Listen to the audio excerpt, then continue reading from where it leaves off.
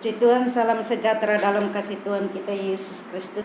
Baik, kita seberapa yang ada, mari kita menyiapkan hati kita untuk kita memuji dan menyembah Tuhan. Kita bersyukur kepada Tuhan, semua hanya karena kemurahan Tuhan. Sama-sama bangkit berdiri, kita angkat pujian, kemurahan-Mu lebih dari hidup.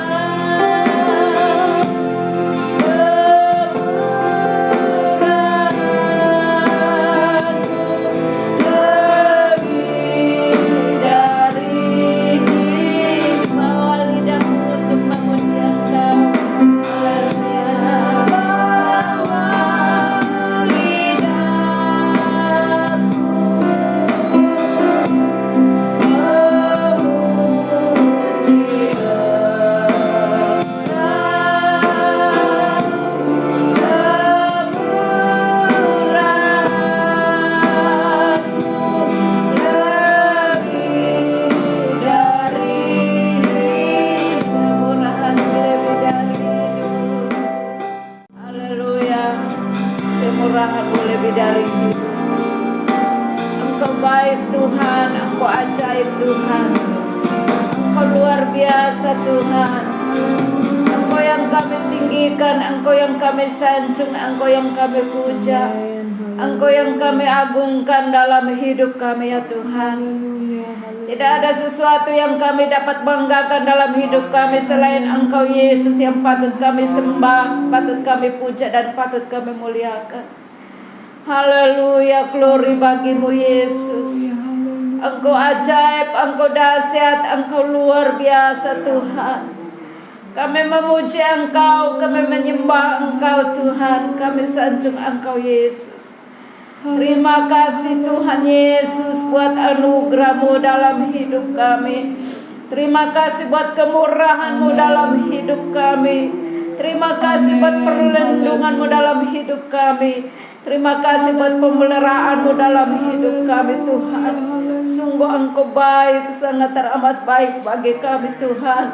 Kalau kami ada sampai sore hari ini, kami sadar bukan kuat dan gagah kami, tetapi kami ada hanya karena kemurahan Tuhan. Kembali kami bersyukur dan berterima kasih kepada Tuhan buat kasih setia-Mu dalam hidup kami ya Tuhan. Kini kami ada di hadirat Tuhan, kami rindu memuji dan memuliakan Engkau Tuhan. Mari Engkau Allah hadir di dalam persekutuan kami pada sore hari ini ya Tuhan. Sehingga seberapa kami yang hadir Tuhan, kami boleh menikmati kuasa-Mu, kami boleh menikmati cinta-Mu, kami boleh menikmati kasih-Mu dalam hidup kami ya Tuhan. hamba-hambamu yang mengambil bagian untuk melayani pekerjaanmu pada sore hari ini. Urapan Allah turun atas setiap pelayanan hamba-hambamu, baik hambamu yang memandu kami di dalam kami memuji Tuhan, hambamu yang memainkan alat musik. Amat terlebih kami akan mendengarkan firman Allah adalah jawaban yang pasti dalam hidup kami, untuk memotivasi kami di hari-hari yang terakhir ini Tuhan, untuk kami semakin berpegang kepada janji-Mu. Terima kasih Tuhan. Urapi kami semua dan urapi hamba-hamba-Mu. Biarlah jadi di dalam nama Tuhan Yesus Kristus. Haleluya. Amin. Silakan duduk. Kita angkat pujian ku menang bersama di Yesus.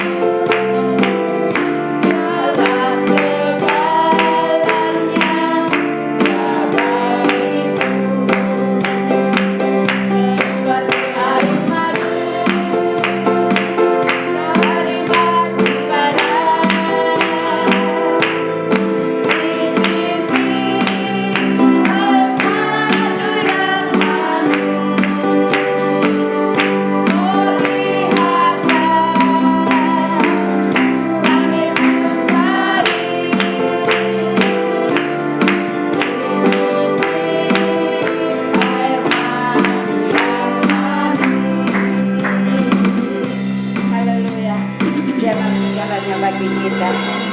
Puji Tuhan, saya mau bersaksi Tuhan Yesus baik ya. Selama tahun 2020 dan sampai hari ini saya mau katakan Tuhan Yesus baik. Itu yang saya mau bilang, Tuhan Yesus baik. Tidak ada sesuatu yang lebih baik dalam hidup kita selain Yesus. Dia lebih baik dalam hidup kita. Haleluya. Kita akan mendengarkan kebenaran firman Allah. Mari sama-sama bangkit berdiri. Kita angkat pujian seperti rusa rindu sungaimu, begitupun jiwaku merindukan Engkau.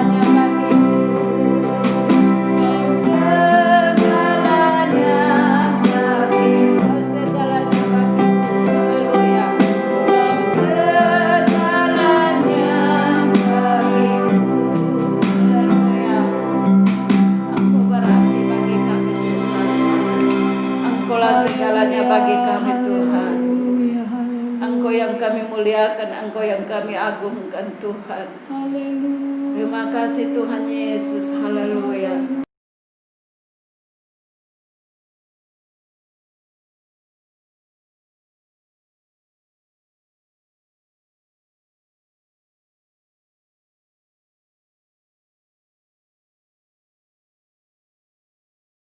Haleluya, puji Tuhan. Mari kita akan membuka Alkitab kita. Kita semua sepakat bahwa firman Tuhan itu adalah kekuatan dalam kehidupan kita ya. Dialah yang senantiasa, firman Tuhanlah yang senantiasa memberikan kita semangat harapan yang baru, untuk kita terus memandang kepada janji Tuhan yang tidak pernah berubah, yang senantiasa menyertai dan menolong kehidupan kita. Mari kita membuka Alkitab kita di dalam Nahum pasalnya yang pertama. Nahum pasalnya yang pertama ayatnya yang ke-7. Nahum 1 ayat yang ke-7, demikian kebenaran firman Tuhan. Tuhan itu baik. Ia adalah tempat pengungsian pada waktu kesusahan.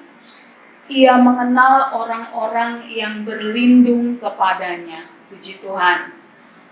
Saya rindu kita semua membaca kembali ayat tersebut di dalam Nahum pasalnya yang pertama ayat yang ke-7. 2, 3. Tuhan itu baik. Ia adalah tempat pengungsian pada waktu kesusahan. Ia mengenal orang-orang yang berlindung kepadanya. Amin. Haleluya. Seperti yang dikatakan Ibu Victoria tadi, kesaksiannya Tuhan itu baik dan kita sepakat semuanya merasakan kebaikan Tuhan dalam kehidupan pribadi lepas pribadi. Kalau di dalam ayat ini dikatakan Tuhan itu baik, ini adalah memang sifat daripada Allah yang kita sembah. Tuhan itu baik, bahkan ketika kita pun berbuat sesuatu yang tidak baik, Dia tetap menyatakan kebaikannya dalam kehidupan kita. Buktinya apa? Matahari kan dibuat tidak hanya untuk orang-orang yang baik saja, Bapak Ibu Saudara ya. Penjahat juga bisa merasakan matahari ya.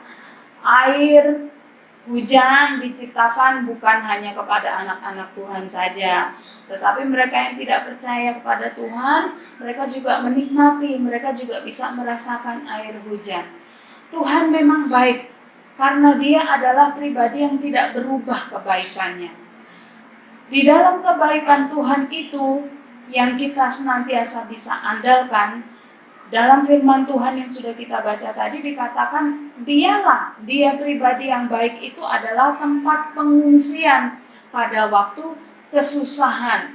Nah, hari-hari ini kan kita melihat banyak sekali terjadi bencana, banyak sekali terjadi hal-hal yang kita sebagai manusia tidak inginkan dalam kehidupan kita itu terjadi ya, tetapi itu terjadi. Ada yang kebanjiran, ada yang tanah longsor, ada yang gempa.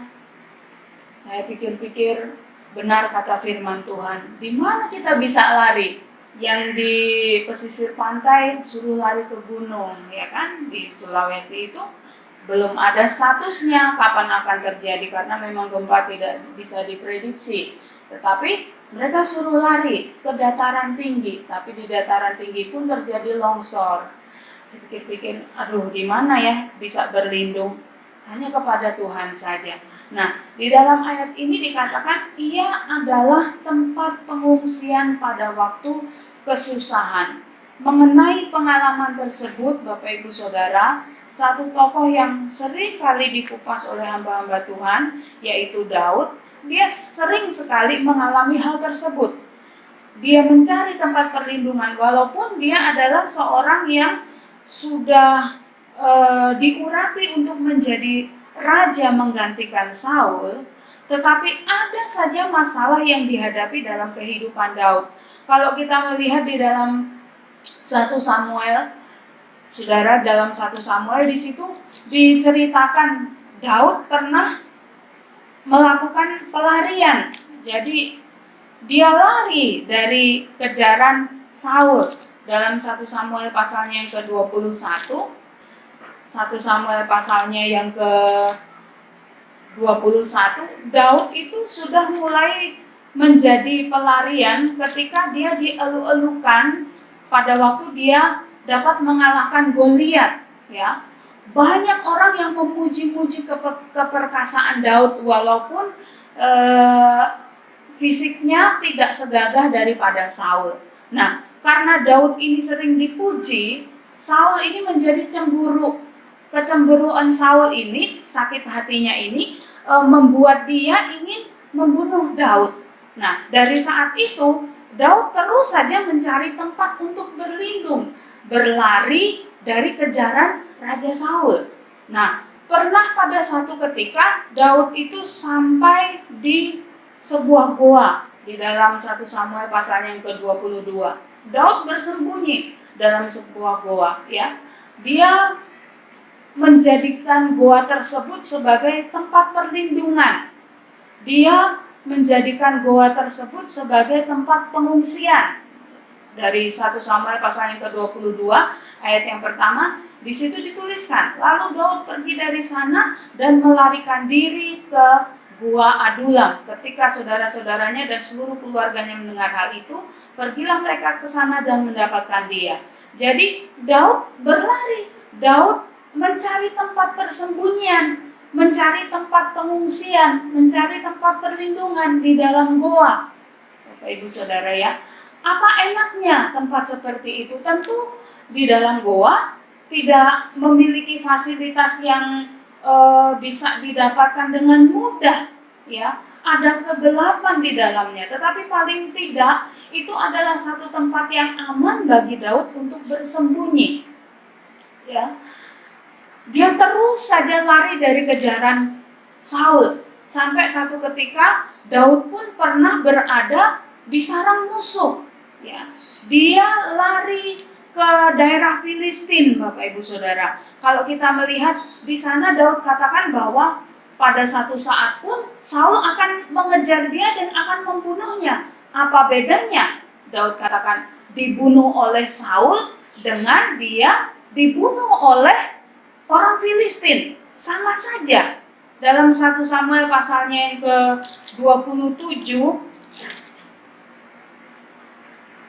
ayat yang pertama di situ dikatakan, 1 Samuel 27 ayat yang pertama, tetapi Daud berpikir dalam hatinya, bagaimanapun juga pada suatu hari aku akan binasa oleh tangan Saul.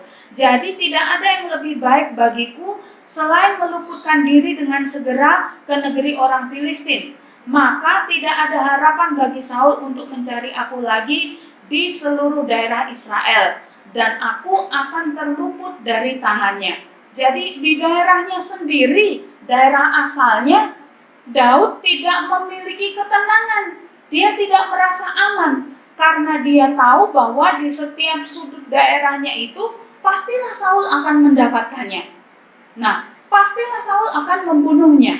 Dia pun lari ke tempat musuh Filistin. Filistin adalah musuh daripada Israel, ya. Tidak ada orang Israel yang bersahabat karib dengan orang-orang Filistin, Ibu Saudara. Tetapi di situ pun Daud jadikan sebagai tempat pelarian.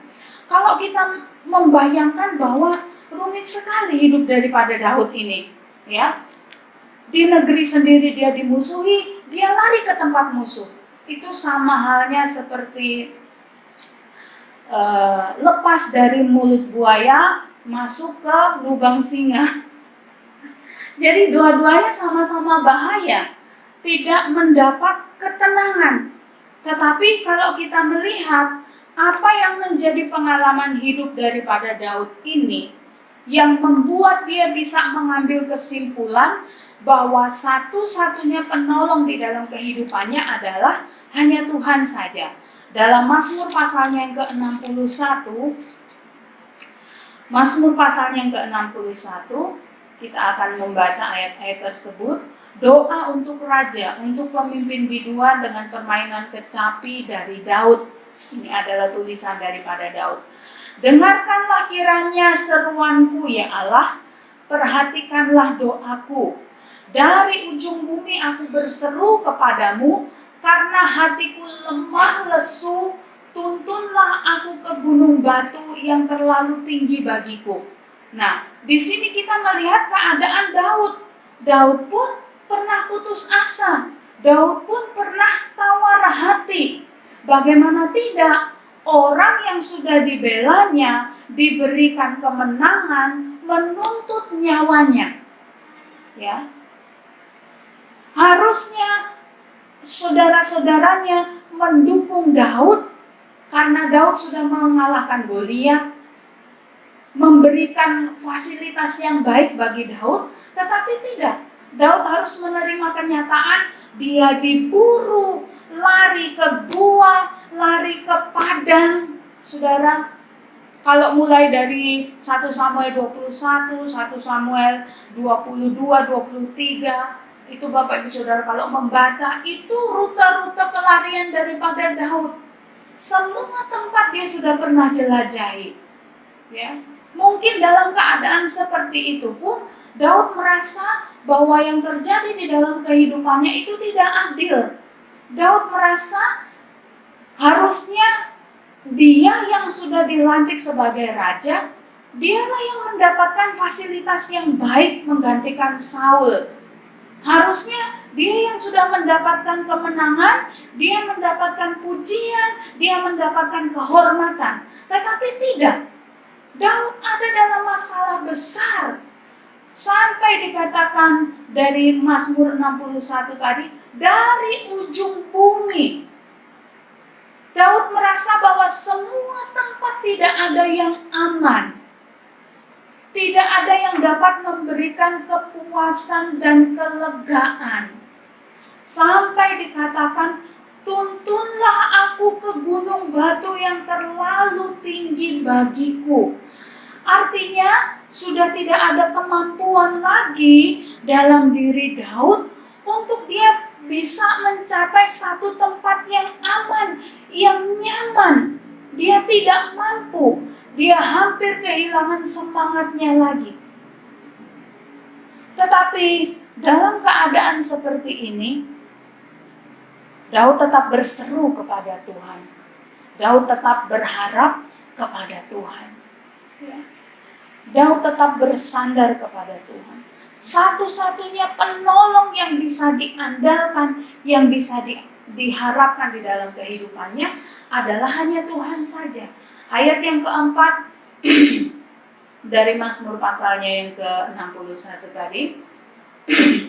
Di situ firman Tuhan katakan, sungguh engkau telah menjadi tempat perlindunganku. Engkau telah menjadi tempat perlindunganku. Menara yang kuat terhadap musuhku. Tempat perlindungan hanya kepada Tuhan saja. Melihat keadaan yang semakin tidak baik kalau kita menonton berita, mendengar berita, kadangkala itu juga bisa mempengaruhi kehidupan kita untuk merasa khawatir. Ternyata di banyak tempat pun tidak ada rasa aman, Bapak Ibu Saudara ya. Di tempat-tempat tertentu mungkin berpotensi untuk terjadi gempa. Kita berpikir bahwa waduh kemana ya yang potensinya kecil terjadi gempa, ke Kalimantan. Tapi di Kalimantan pun terjadi banjir. Jadi di setiap tempat tidak ada tempat yang aman. Kita hanya bisa berlari kepada Tuhan saja. Saya kalau melihat berita, rasa-rasanya menolong gitu ya. Orang yang ada di dalam pengungsian, kadang-kadang saya suka kesel sama wartawan yang tanya apa saja yang diperlukan. Padahal dia bisa lihat gitu. Dia perlu tenda, dia perlu selimut, dia perlu makanan. Masih aja tanya apa aja yang diperlukan. Bagaimana rasanya? Apa sudah dikirim bantuan? Harusnya tindakan begitu ya. Bukan hanya banyak bertanya. Di situ kita melihat bahwa kita harus mengambil satu keputusan yang tepat ketika kita ada di dalam situasi seperti ini. Sama seperti Daud tadi. Dia putuskan untuk berlindung kepada Tuhan. Walaupun dia bisa lari di banyak tempat, walaupun dia bisa mencari tempat perlindungan yang baik bagi dia dan komunitasnya, tetapi yang diharapkan oleh Daud bahwa perlindungan sesungguhnya itu adalah datang dari Tuhan. Jadi kalau hati kita gelisah, khawatir, takut, mari kita datang kepada Tuhan. Seperti yang Daud katakan, sungguh Engkau telah menjadi tempat perlindunganku. Ya. Sungguh ini adalah satu kata-kata yang memiliki arti bahwa memang betul, benar, tidak salah lagi. Ya. Sungguh Engkau adalah tempat perlindunganku. Tempat perlindungan Tuhan saja. Tuhan itu tidak hanya mampu untuk meluputkan diri kita dari bahaya, dari kesulitan ataupun kesesatan, tetapi di dalam perlindungan itu juga ada pemeliharaan. Ya, ada pemeliharaan. Artinya kita tidak dibiarkan seorang diri, kita senantiasa disuplai apa yang menjadi kebutuhan dan keperluan kita, baik secara jasmani maupun secara rohani. Itu kalau kita menjadikan Tuhan sebagai tempat perlindungan. Tapi kalau kita berlindung kepada kekuatan manusia, ada batasnya, Bapak Ibu Saudara. Apa yang kita miliki pun ada batasnya. Kita berlindung kepada orang-orang yang mengasihi kita, ada batasnya. Yang tak terbatas hanya kuasa Tuhan saja. Maka dengan yakin Daud katakan, sungguh Engkau telah menjadi tempat perlindunganku. Lalu dikatakan, menara yang kuat terhadap musuh. Menara itu adalah satu tempat yang dibangun khusus, yang tingginya melebihi tempat-tempat yang lain. Ya, maka disebut sebagai menara. Untuk apa? Di atas menara itu orang tersebut bisa mengawasi banyak hal sekelilingnya, di mana ada musuh, di mana ada celah, karena pandangannya tidak tertutup dengan yang lain, tidak tertutup dengan pohon-pohon, tidak tertutup dengan rumah tetangga, ya kan? Menara, tempat paling tinggi, ya, menara tidak tertutup, jadi pandangannya luas untuk melihat segala hal. Kalau sudah melihat, dia bisa melakukan satu persiapan kalau ada musuh yang menyerang. Oh, di sana letaknya. Harus siap-siap, ya, jaga pintu gerbang atau bagaimana. Tidak pandangannya tidak terhalang. Tetapi kalau orang yang berjaga-jaga tidak di menara, dia hanya bisa berjaga pada satu sisi, karena di sisi lain mungkin dia tidak bisa mengamati. Nah, di menara juga biasanya ada terang, ada cahaya, Bapak Ibu Saudara. Makanya kalau kita melihat di daerah-daerah pantai itu suka ada mercusuar begitu ya, ditaruh lampu kalau malam supaya kapal-kapal itu bisa melihat ada tempat, sehingga kapal-kapal tersebut tidak menabrak. Atau pada batu-batu karang juga diletakkan menara tersebut. Mercusuar, ya, ada cahaya, ada terang. Nah, begitu pula kehidupan kita. Kalau ada di dalam kesukaran, kesulitan, mari datang kepada Tuhan. Tuhan itu menara yang kuat. Menara yang kuat. Kita bisa andalkan Tuhan dalam kehidupan kita. Kita terbatas untuk mengatasi situasi mungkin yang terjadi dalam kehidupan kita. Tapi kalau kita jadikan Tuhan sebagai menara di dalam kehidupan kita, kita dapat berlindung kepadanya. Karena setiap peristiwa yang kita alami pasti ada Tuhan di dalamnya yang turut campur tangan. Kita tidak dibiarkan seorang diri, tetapi ada pertolongan tepat pada waktunya Tuhan menolong kehidupan kita, memberikan kekuatan dan kemampuan dalam kehidupan kita. Di dalam ayatnya yang ke-5, di situ ditulis biarlah, dalam Mazmur 61 ayat yang ke-5, biarlah aku menumpang di dalam kemahmu untuk selama-lamanya. Biarlah aku berlindung dalam naungan sayapmu. Puji Tuhan. Inilah keputusan daripada Daud. Daud katakan, biar aku menumpang di dalam kemahmu untuk selama-lamanya. Bapak Ibu Saudara, misalnya saya datang misalnya ke rumahnya Oma Erna. Oma, aku mau menumpang di rumah Oma Erna, boleh? Boleh, tapi aku gak pergi-pergi lagi deh. Bertahun-tahun aku numpang di sana, lama-lama Oma Erna marah. Dia usir aku. Gak ada orang numpang begitu ya saudara. Artinya ketika dia datang ke rumah seseorang, aku mau numpang, kalimatnya numpang, tapi dia gak pergi-pergi lagi. Dia tinggal terus di situ. Gak ada yang mau. Tapi kepada Tuhan, Daud bisa melakukan hal tersebut. Daud katakan, biarlah aku menumpang di dalam kemahmu untuk selama-lamanya. Jadi jangan sampai kita datang kepada Tuhan, kita menumpang, kita masuk di rumah Tuhan hanya sementara saja. Tuhan, aku masuk rumahmu hari Minggu aja deh. Hari Senin, Selasa, Rabu, Kamis, Jumat di luar kemah Tuhan. Lakukan semua dosa, lakukan semua hidup yang lama, lakukan semua kebiasaan-kebiasaan buruk. Kan gak bisa seperti itu Bapak Ibu Saudara ya. Kalau sudah ada di dalam rumah Tuhan, sudah ada di tempat yang aman, tempat perlindungan.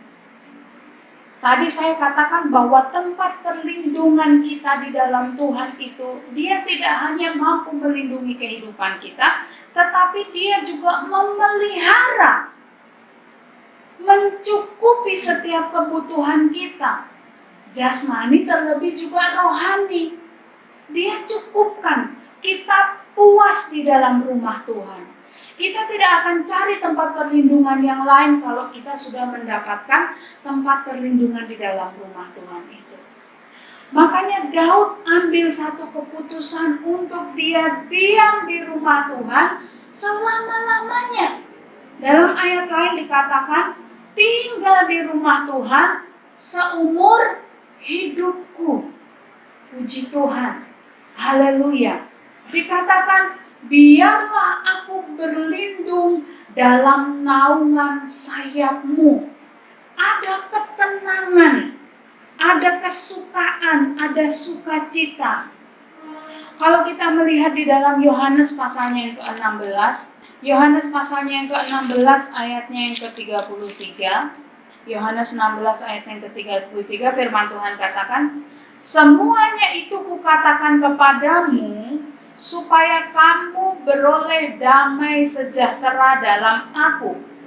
Dalam dunia kamu menderita penganiayaan, tetapi kuatkanlah hatimu, aku telah mengalahkan dunia. Inilah janji firman Tuhan kepada kita orang-orang yang percaya kepadanya. Walaupun dikatakan di dalam dunia kamu menderita penganiayaan, menderita kesulitan, menderita kesusahan, banyak masalah, banyak tantangan yang kita hadapi. Tetapi firman Tuhan katakan, kuatkan hatimu. Karena apa? Terlebih dahulu Tuhan telah mengalahkan dunia. Dia mengalahkan dunia. Buktinya apa Tuhan mengalahkan dunia? Karena kalau kita melihat situasi saat ini, kok di dunia terus-terus dirundung masalah gitu, banyak bencana di sana sini. Di mana letak Tuhan mengalahkan dunia? Bapak Ibu Saudaraku yang kasih dalam Tuhan Yesus Kristus, ketika Tuhan Yesus mati di kayu salib, dosa itu dikalahkan. Ya. Yang harusnya Yesus mati, tetapi maut dikalahkan sehingga dia bangkit, hidup di dalam kekekalan kalau kita percaya kepada Yesus. Kalau kita menjadikan dia sebagai juru selamat, kita hidup bersama Yesus dalam kemenangan. Karena kita pun sebenarnya bukan kewarganegaraan daripada dunia ini. Warga negara kita adalah di sorga bersama dengan Tuhan kita Yesus Kristus. Nah, kalau kita sekarang masih ada di dalam dunia ini, maka firman Tuhan katakan, kuatkan hatimu.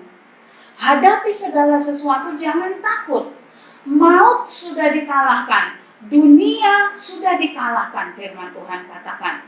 Jadi kekuatan dari Tuhan itu ada dalam kehidupan kita sebagai anak-anak Tuhan untuk kita dapat melalui setiap masalah itu bukan lagi dengan kekuatan kita sendiri, tetapi dengan kekuatan yang dari Tuhan dalam kehidupan kita. Haleluya. Lalu kembali lagi di dalam Mazmur pasal yang ke-61 tadi ayat yang ke-6. Sungguh Engkau ya Allah telah mendengarkan nazarku, telah memenuhi permintaan orang-orang yang takut akan namamu. Tambahilah umur raja, tahun-tahun hidupnya kiranya sampai turun-temurun. Kiranya ia bersemayam di hadapan Allah selama-lamanya. Titahkanlah kasih setia dan kebenaran menjaga dia. Maka aku hendak memasmurkan namamu untuk selamanya, sedang aku membayar nazarku hari demi hari. Ya, di dalam ayat-ayat ini kita tahu bahwa di dalam perlindungan Tuhan, disitulah kita bisa mempermuliakan nama Tuhan. Di sini dikatakan, maka aku hendak memasmurkan namamu untuk selama-lamanya. Ya, dalam perlindungan Tuhan, dalam naungan Tuhan, di dalam rumah Tuhan, kita memasyurkan nama Tuhan, kita meninggikan nama Tuhan. Memasyurkan nama Tuhan itu tanda kemenangan, Bapak Ibu Saudara ya. Tanda kemenangan bagi orang-orang yang percaya, yang sudah menerima dan mengalami pertolongan Tuhan di dalam kehidupannya. Kita yang ada di dalam kekuatan yang daripada Tuhan dalam kehidupan kita, walaupun kita sedang menghadapi masalah ataupun persoalan dalam kehidupan kita, tapi dengan iman kita yakin, kita masyurkan nama Tuhan, karena kita tahu Tuhan akan memberikan kemenangan. Tiap-tiap anak Tuhan tidak dijanjikan untuk masalah itu lalu tidak menerpa kehidupan kita, tidak. Tetapi kita bisa melalui masalah tersebut atau mengalami masalah tersebut, tetapi Tuhan memberikan kemenangan, kekuatannya menolong kehidupan kita. Maka kalau kita kembali kepada ayat pokok kita tadi di dalam Nahum, di situ dikatakan Tuhan itu baik. Itulah yang senantiasa harus kita katakan.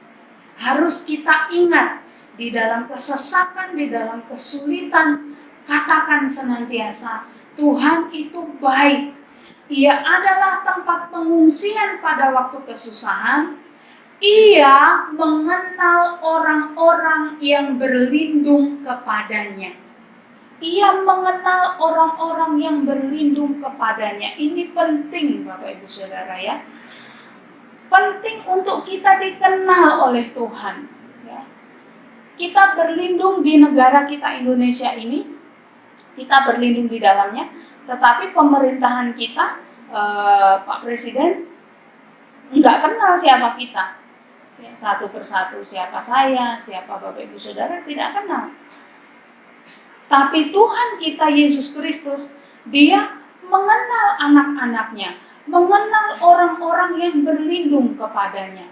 Kalau Dia mengenal kita, maka apa yang terbaik dalam kehidupan kita pun pasti Dia tahu. Dan Dia akan mengerjakannya dalam kehidupan kita. Maka dari itu, larilah kepada Tuhan.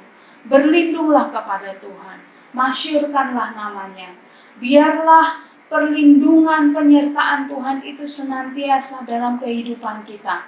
Kalau kita terus belajar untuk melakukan kebenaran firman Tuhan, maka Tuhan disenangkan melalui kehidupan kita. Nama Tuhan juga dipermuliakan dalam kehidupan kita. Haleluya. Demikian kebenaran firman Tuhan. Saya serahkan kepada Bapak Gembala. Tuhan, kami datang kepadamu saat ini. Setelah kami mendengarkan firman-Mu, kami diteguhkan, dikuatkan lagi dengan firman-Mu pada saat ini Tuhan. Terima kasih buat firman-Mu, biarlah Engkau tetap meteraikan firman-Mu dalam kehidupan kami. Terima kasih Tuhan. Terima kasih Yesus. Bapa di dalam surga, Tuhan, kami datang kepadamu saat ini ya Tuhan. Kami bersyukur kepadamu Tuhan untuk setiap pertolongan-pertolongan Tuhan dalam hidup kami. Kami lagi diingatkan kembali lewat kebenaran firman-Mu pada saat ini Tuhan. Biarlah firman-Mu menjadi kekuatan bagi kami ya Tuhan. Kami mau tetap berharap sepenuhnya kepada Engkau. Kami mau tetap bergantung sepenuhnya kepada Engkau ya Tuhan. Terima kasih, biarlah Engkau yang dipermuliakan. Biarlah Engkau yang dipermuliakan di dalam hidup kami. Kami mau tetap berharap sepenuhnya kepada Engkau. Karena kami yakin Engkau akan selalu menyertai dan memimpin kami. Terima kasih Bapa di dalam surga. Biarlah kasih sukacita Tuhan selalu mengalir dalam setiap kehidupan jemaat-jemaat-Mu ya Tuhan. Tuhan tolong jemaat-jemaat-Mu yang saat ini hadir di tempat ini maupun di rumah masing-masing Tuhan. Biarlah Tuhan berkatilah jemaat-jemaat-Mu ini Tuhan. Apapun yang sedang mereka alami, sedang dihadapi oleh jemaat-jemaat-Mu, Tuhan, mari Tuhan nyatakan kuasa-Mu, nyatakan pembelaan-Mu, nyatakan pertolongan-Mu Tuhan. Tidak ada yang mustahil bagi Tuhan. Tuhan selalu menyatakan pembelaan bagi kami orang-orang yang berharap kepada-Mu. Berkatilah setiap jemaat-jemaat-Mu yang ada ya Tuhan, dalam usaha pekerjaan mereka, rumah tangga mereka, keluarga mereka masing-masing. Tuhan berkati, Tuhan pelihara.